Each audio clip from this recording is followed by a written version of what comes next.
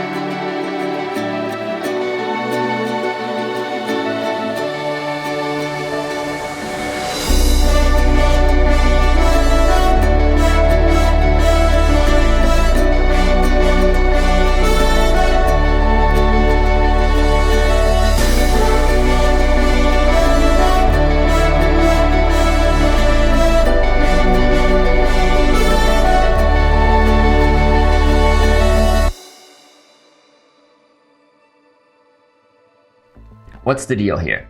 The Pfocus was created by Lucas Pfaff, you should check his channel, and it's got fully 3D printed mechanics. You can find all the info and the files for this build in the Thingiverse link in the description. Well, not really fully 3D printed, I guess, since you still need a couple screws and nuts. They're all very clearly detailed in the manual, so make sure to take a look at that before you start your build. The key element and the hardest part to find is the glass. The focusing optics in the Pfocus, gotta love these puns, is harvested, the optics are harvested from the Fujinon WCV-82SC. You'll find a search link for it in the description. All the standards for these things are in metric system, so if you're in Canada, US, or UK, you might have to go the extra mile to find the proper sizes. I couldn't find mine, so I resorted to asking Lucas for help. I don't have a printer anymore, so I got help from my friend Patrick. He runs camera tags and headset tags on Instagram, printing custom items for camera teams and other set fun items. I've known him since before moving to Vancouver, and I'm a big fan of his tags. They're so much better than paper or tape tags that get wrecked within the first week of shoot. Printing all the parts took a couple days. The Pfocus weighs about 350 grams. It extends 1.5 centimeters or 0.6 inches from infinity to minimum focus, and the focus throw is 180 degrees. Lucas gives you the option of having it Canon or Nikon focus directions. I thought I was making mine Canon, but I actually got it in reverse. Focus gears are built into the model, so no need to worry about that. Minimum focus comes to 50 centimeters from the front of the lens, which is closer than most focusers out there. It's just under 2 feet. The Pfocus exploits the optics used in wide-angle adapters. This is not a wildly popular piece of information, but most 2-element wide-angle adapters are made of a very strong positive and a very strong negative diopters. The distance between them is what defines the total power of the system. When they're closest, the system's power is 0, and that power increases as the glass distance between the glasses increases. maxing out at +2, which gives you the 50 centimeters minimum focus. You'll have lots of choices when it comes to mounting it and front threads. You make these decisions while choosing the parts to print. You can have no front threads, 77mm threads, or 82mm. For mounting, you can make it with 75mm female threads like the Rapido FVD16A and Rectilux Hardcore DNA, 77mm regular male filter threads, or a universal mount which works like a clamp, and that's the option that I chose. And how much does this thing cost? I've estimated the printing costs using Shapeways, and it came out much pricier than I expected at $130. It also had an average delivery time of a month from the date of the order, so I'd say find a friend with a printer and bother them. You'll have way more control over the specs, which is a good thing for this project. The screws and additional parts should cost you less than 20 bucks.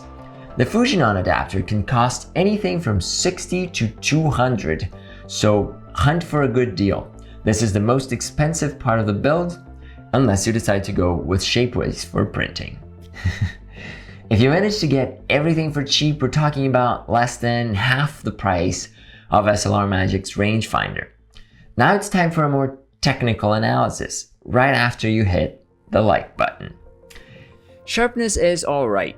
It struggles when wide open with a lot of magenta fringing on high contrast edges, and things get considerably better as you stop down.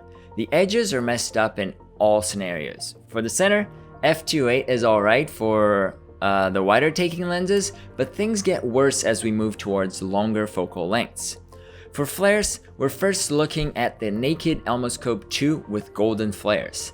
I'm also disappointed to notice that this green reflection must be coming from my taking lens.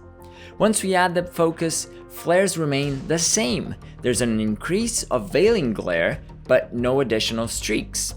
It's impressive to see how much the veiling glare affects the picture. Because the glass comes from a wide angle adapter, you'll get the same effect on your images. When looking at infinity focus pictures, the focus makes your frame 0.84 times wider, which is usually not a bad deal. We all want to go wider when shooting scope, right? In terms of coverage, here's a clean Cinelux on a 50mm. When we add the focus, there's no additional vignetting, but the image gets wider, as I just explained. You can get away with 35mm on MFT, as I did in the opening test shots, but on full frame, even 50mm requires a bit of crop to clear or a more lenient iris setting than f8. 85mm clears the frame completely for the used sensor area. You can still see a little bit of vignette on the top right corner. Breathing is quite pronounced with the image squeezing and stretching as I rack focus. I find this to be an awesome feature to draw attention to the anamorphic character, but it can be a bit much for some people in this case. I was pretty shocked with this focuser. We bash plastic lenses all the time, but the lightness of this thing was a blessing. The feeling of having built it myself, like some sort of high-tech lens Lego, made the experience of using it and having it work properly so incredibly rewarding. I would go as far as saying this has been one of the most rewarding experiences I had on this channel. It's right up there with anamorphaking and learning about the insides of lenses. Coverage isn't super amazing, and I constantly found dust inside the lens. That's when I realized I missed the grease when assembling it the first time, and I was seeing debris from the focusing action. After I added the grease, the dust issue disappeared. It was also a super easy lens to adjust. I put it together and took it apart more than 10 times by now, and every time I get a little more confident that nothing is going to break. Huge props to Lucas Pfaff for designing and sharing this thing for free. This is top-notch work, man. If you also appreciate Lucas's dedication, show it by subscribing to his channel and giving him a tip on Thingiverse. As I was saying at the start, the next few videos will explore more options in variable diopters or focusers. If you're using a projection lens, I'd say stick around, subscribe to the channel, and you'll soon see how to make a cheaper yet grittier focuser. Thank you for hanging out, and I hope you have a great week. Chit for Headings, out.